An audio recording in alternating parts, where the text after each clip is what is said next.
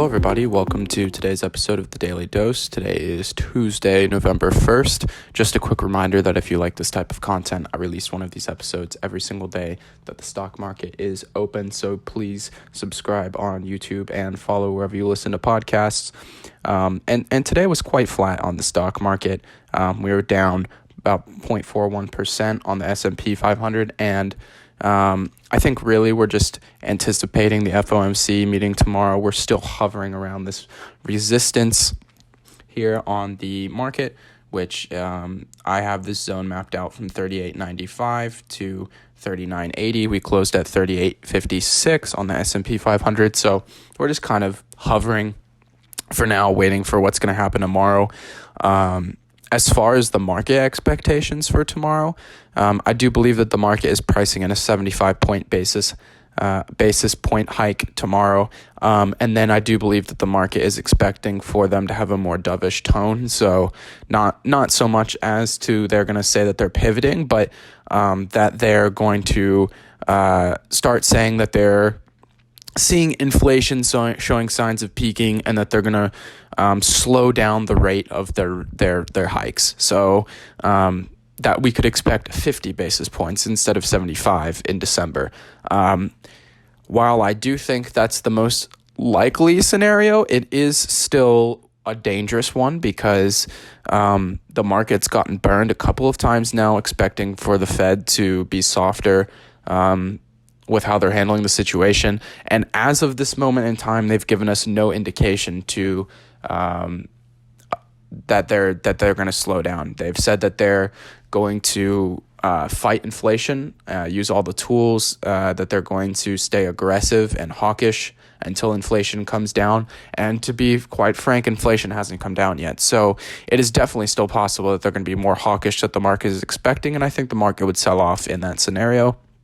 And that definitely could happen. But we are expecting to hear some more dovish Fed talk tomorrow, and that they're going to slow down the rate of their hikes. So I would be interested to see how the market's going to react if we get exactly what we're expecting, because there really is not a lot of room for us to rally. I would expect us, if the market surged, I would expect us to go into this 200-day, which lines up pretty nicely with this next zone at 41.05.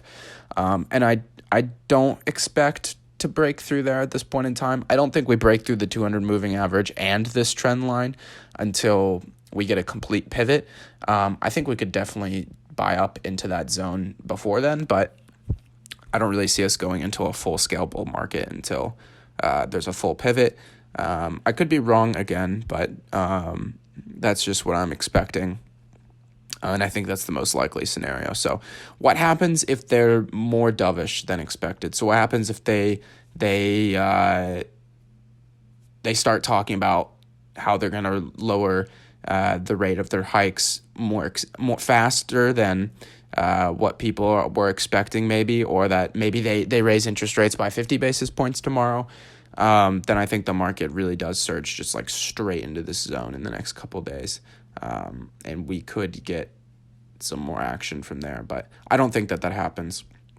What happens if they raise rates by 100 basis points? Then I think we tank back to the lows. I don't think that'll happen either, but these are just the possibilities that I'm throwing out there. So again, market expecting a 75 basis point rate hike with more dovish Fed speak saying that they're going to slow down the rate of their hikes. That's what the market's expecting. So it'll react one way or another based off of the variance we get from that. Let's take a look at Bitcoin. So Bitcoin's still in its range. It's been in this range for like 5 months now. It is sitting on this little level of support right here above the 20,000. If the market sells off tomorrow, expect this to also sell off to the bottom of this zone. If the market surges and we get a more dovish Fed, then expect this to rise up to these levels or these levels here. But I'm still watching Bitcoin quite closely as it's just been in this range for a long time. I will say that there was news out of the White House today that that Biden endorsed a Fed pivot. That was on Bloomberg, and everyone thought he was talking about right now him endorsing a Fed pivot as far as cutting rates. But it then came out a few hours later that Bloomberg made a correction, and it was that at the beginning of this year, he endorsed a Fed pivot to start raising rates. So that was kind of not fake news, but just misleading news. And I think there's so many people just praying for a Fed pivot that if this is just a little bit more hawkish tomorrow than what people are expecting, that the market could really sell off.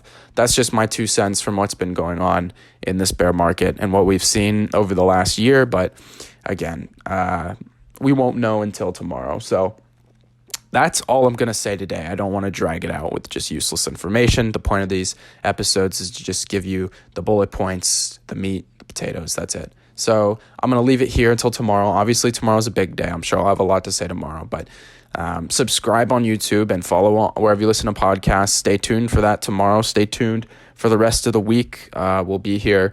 And hopefully we'll get a nice weekend episode out to you as well. So follow for that.